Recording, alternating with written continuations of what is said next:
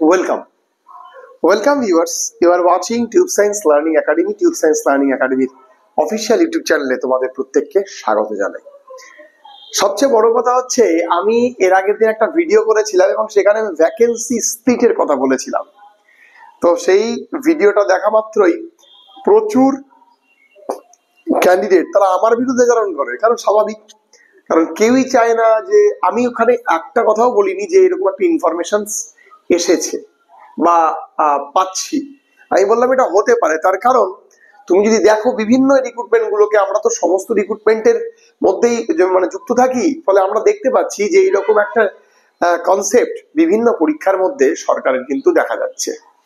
তো সেই জায়গায় দাঁড়িয়ে আজকে আমাদের আলোচনা, আমি একটা খুব গুরুত্বপূর্ণ আপডেট বলা যেতে পারে পিএসসি ক্লার্কশিপের ভ্যাকেন্সি রিলেটেড যে আপডেটটা পেয়েছি সেটা তোমাদের সামনে রাখছি এবং আশা করছি তোমাদের মন ভালো হয়ে যাবে সেই আপডেটটা শুনলে। এতটাই কিছু গুরুত্বপূর্ণ আপডেট, আমি জানি না এর মধ্যে কতটুকু প্রতিফলিত হবে, বাট যেটুকু আমি জানতে পেরেছি তাতে তোমাদের সেটা আমি বলে দিচ্ছি।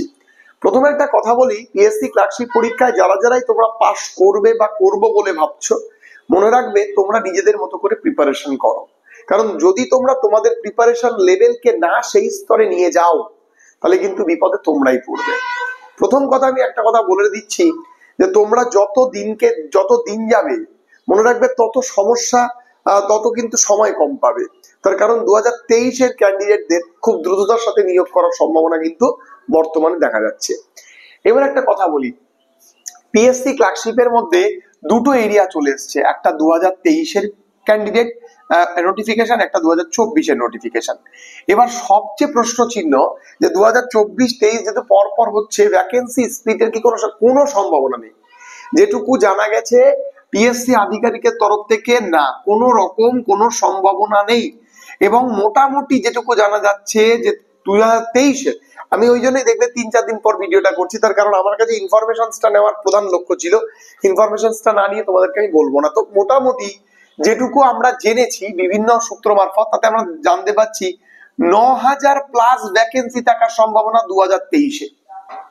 9000 প্লাস, মানে এমনও হতে পারে 8000 থেকে 9000, আবার এমনও হতে পারে 9000 ক্রস করে গেল। ঠিক আছে, এটা কিন্তু থাকার সম্ভাবনা আছে। ঠিক আছে, এবং এই যে ভ্যাকেন্সিটা 2000 বলা যেতে পারে 23-এর রিক্রুটমেন্টের মধ্যে রয়েছে, এই ভ্যাকেন্সিটা নেওয়া হবে 2023-এর ডিসেম্বর মাস পর্যন্ত।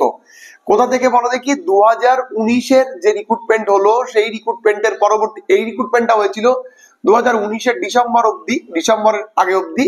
তারপর থেকে এই 4 বছরে এই তোমার ভ্যাকেন্সি মোটামুটি 8000 থেকে 9000 মতো ভ্যাকেন্সি কিন্তু ক্রিয়েট হয়েছে।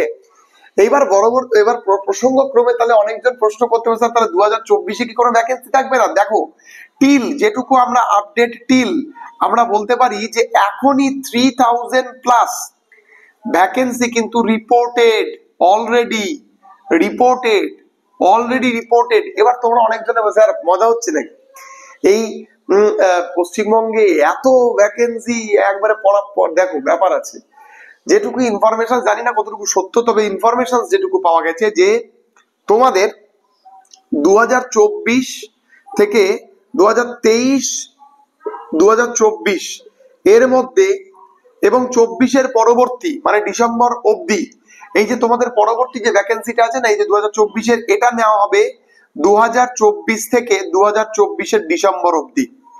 ঠিক আছে, এই ভ্যাকেন্সিটা কিন্তু এইটা পাবে না, এর সেপারেট ভ্যাকেন্সি, এর ভ্যাকেন্সি থাকবে 2024 থেকে 2024-এর, মানে 2024-এর জানুয়ারি থেকে 2024-এর ডিসেম্বর অবধি।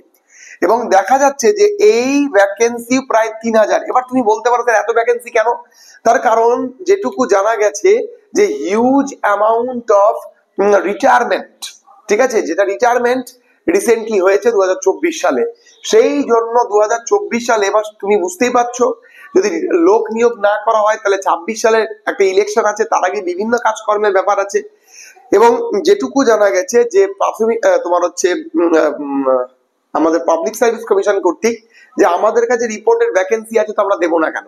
ঠিক আছে, তো যেটুকু তোমাদের কাছে আপডেট, এবং আমি সর্বশেষ এই খুব গুরুত্বপূর্ণ একটা তথ্য বলে রাখি, এমনও হতে পারে যে 2024-এরটা আমি বলবো না, 2023-এর তোমরা যারা ভ্যাকেন্সি নিয়ে চিন্তিত, ঠিক আছে, ছাত্রছাত্রীর অনুরোধে কিন্তু জানুয়ারি মাসে, জানুয়ারি 2025-এ তোমরা 2000 মানে এমনকি মেন পরীক্ষা দেওয়ার আগেও 2023-এর তোমরা জেনে যেতে পারো, 2023-এর ভ্যাকেন্সি জেনে যেতে পারো, এবং WBPSC তরফ থেকে একটা ভ্যাকেন্সি লিস্ট কিন্তু দিয়ে দিতে পারে।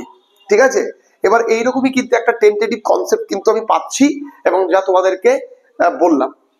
এবার দেখো এমন এক একটা কিছু ইয়ার আসবে ডেফিনেটলি 23, 24, 25-এর মধ্যে প্রত্যেকটা ডিপার্টমেন্ট থেকে সরকারের হিউজ অ্যামাউন্ট ক্যান্ডিডেট যারা রিটায়ারমেন্ট করবে, তো তাদের এবার দেখো এটা তো টিচিং সেকশন না যে যুক্ত করলাম না অন্য কেউ পড়িয়ে দিল, গেল টিউশন টিচারের কাছে পড়ে নিল।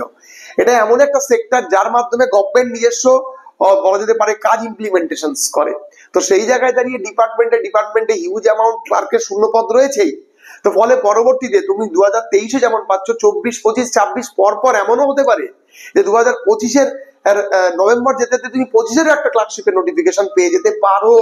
ঠিক আছে, এবার আশ্চর্য লাগলেও কথাটি চরমতম সত্য, এবং WBPSC তরফ থেকে এরকমই কিন্তু একটা নির্দেশিকা বা এরকম একটা কনসেপ্ট আসার কিন্তু একটা সম্ভাবনা আমরা দেখতে পাচ্ছি। ঠিক আছে, এবার আমি এই মুহূর্তে দাঁড়িয়ে তোমাদেরকে কি বলতে পারি, তোমাদের অনেকজনই তোমরা কাট অফ নিয়ে চিন্তিত। দেখো যেটুকু জানি আমরা যে এক্সপেক্ট করেছিলাম কাট অফ, তাও আমরা 7,000 8,000 সিটে যদি ভ্যাকেন্সি বাড়ে, তাহলে মনে রাখবে 85,000 90,000 ক্যান্ডিডেটকে যদি ডাকে তারা মেনের জন্য, কাট অফ তলা নিচে ঢেকে যাবে। মানে 50-55 যেখানে তুমি টার্গেট করছিলে, এর আগের দিন আমি বলেছিলাম ভ্যাকেন্সি স্প্লিট হয়ে কাট অফ 65 চলে যেতে পারে। তো সেটা আমার কথাটার অন্যরকম ডিরেকশন ছিল।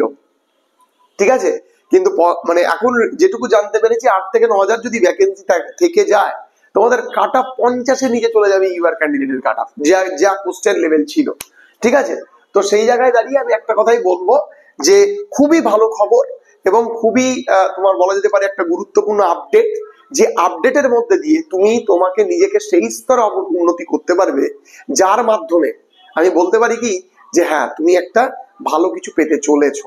ঠিক আছে, তো আশা করছি বুঝতে পেরেছো। চলো দেখা হচ্ছে পরবর্তী ভিডিওতে। সবাই খুব ভালো থেকো, সুস্থ থেকো। আজকে এইটুকুই। দেখো এই যে ইনফরমেশন গুলো এগুলো আমি পেয়েছি এবং সেগুলোই তোমাদেরকে ওয়াকিবহল করলাম, এবং তোমাদের মধ্যে যে একটা অ্যাংজাইটি ডিপ্রেশনের কাজ করছে, হয়তো ভ্যাকেন্সি কমে যেতে পারে, হয়তো কোনো রকম কোনো সম্ভাবনা নেই, বরং এই কথাটা বলা হয়েছে যে যদি ভ্যাকেন্সি 2024-এরও এমন হতে পারে 8 থেকে 9,000 ভ্যাকেন্সি 2024-এরও আসতে পারে, কারণ vacancy is reporting time by time, already report করা হচ্ছে। ঠিক আছে, সমস্ত ভ্যাকেন্সি কিন্তু দেওয়া হবে। তো যাই হোক, চলো আজকে দেখা হচ্ছে এইটুকুই। সবাই খুব ভালো থেকো, সুস্থ থেকো, দেখা হচ্ছে পরবর্তী ভিডিওতে।